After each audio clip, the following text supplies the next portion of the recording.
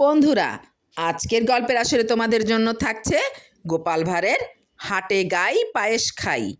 গোপাল ভাঁড়ের ভাইপো আর তার স্ত্রীর মধ্যে ভীষণ ঝগড়া বেঁধেছে। মধ্যস্থতা করতে এগিয়ে এলেন গোপাল। বললেন, বলি কি নিয়ে এত ঝগড়া হচ্ছে শুনি? গোপালের ভাইপো বলল, দেখুন তো কাকা, আমি আগামী বছর একটা দুধেলো গাই কিনবো বলেছি, আর আমার স্ত্রী বলছে সে নাকি গায়ের দুধ দিয়ে পায়েস রাঁধবে।